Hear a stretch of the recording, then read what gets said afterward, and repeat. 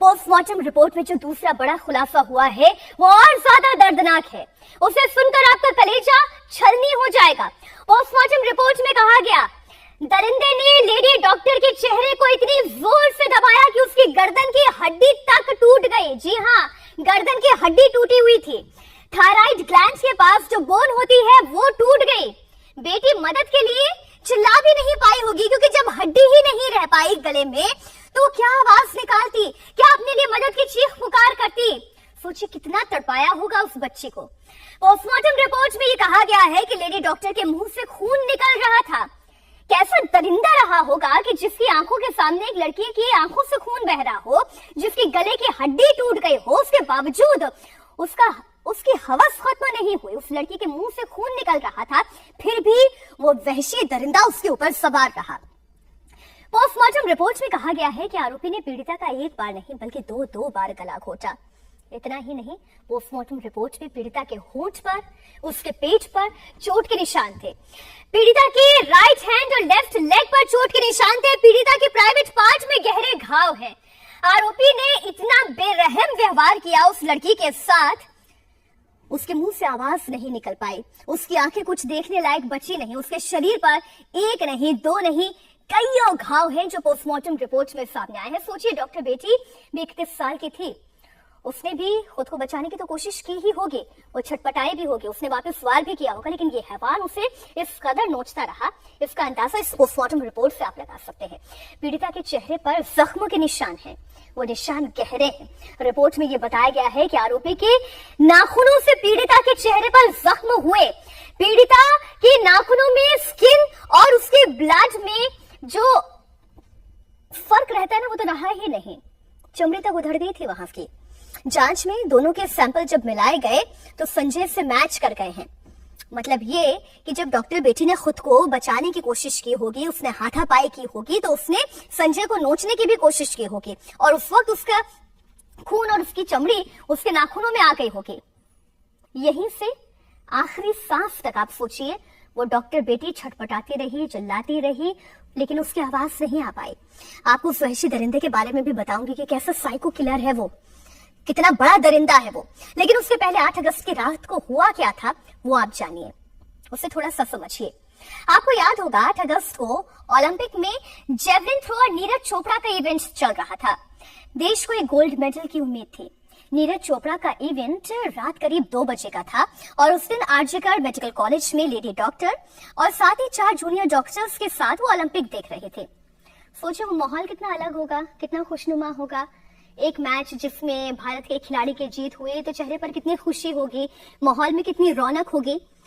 और मैच के बाद 5 डॉक्टर्स ने इमरजेंसी बिल्डिंग की 3री मंजिल पर बने हुए एक सेमिनार हॉल में साथ में खाना भी खाया। इसके बाद बाकी लोग वहां से चले गए। ट्रेनी डॉक्टर सेमिनार हॉल में ही रुक गई, उन्हें पढ़ाई करनी थी। पढ़ते पढ़ते उनकी नींद लग गई। रात के 3 बजे कुछ डॉक्टर्स ने उन्हें सेमिनार हॉल में सोते हुए देखा था और अगली सुबह करीब 9 बजे वहीं उनकी डेड बॉडी मिली। पुलिस ने करीब 6 घंटे के बाद आरोपी को गिरफ्तार तो कर लिया। आरोपी ने पुलिस के सामने अपना गुनाह भी कबूल कर लिया है। आप ये सोच रहे होंगे कि जब लेडी डॉक्टर सेमिनार हॉल में थी तो वहां आरोपी संजय रॉय कैसे पहुंच गया? वो तो कोई डॉक्टर नहीं था, वो वहां पर क्या कर रहा था?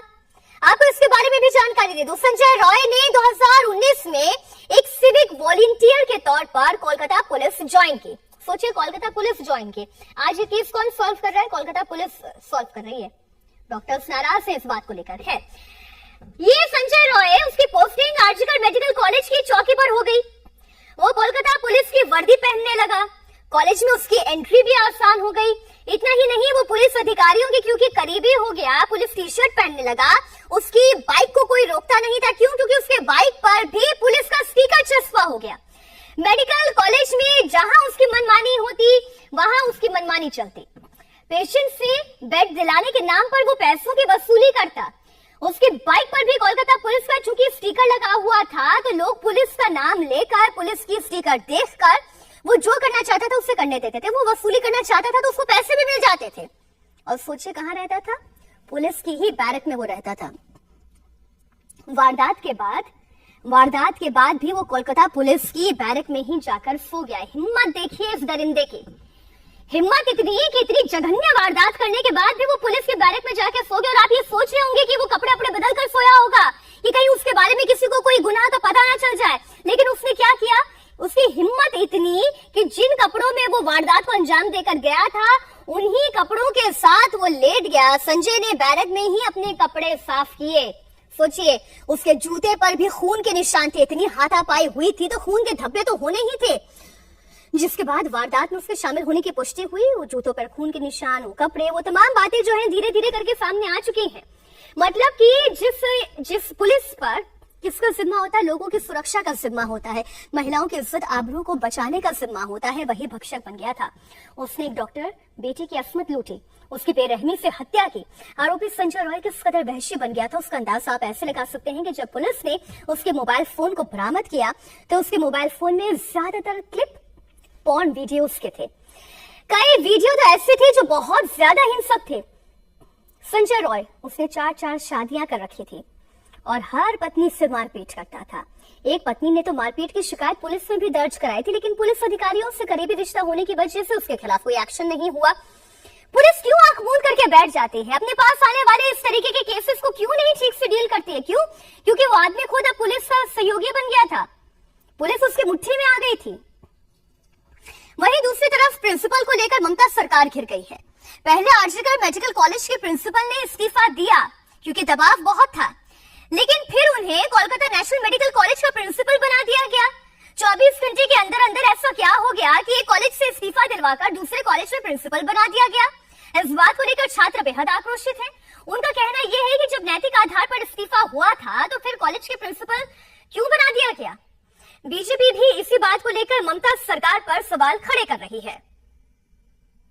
मैं पूछना चाहता हूं कि पश्चिम बंगाल की मुख्यमंत्री जी की इतनी ममता उस प्रिंसिपल के प्रति क्यों है?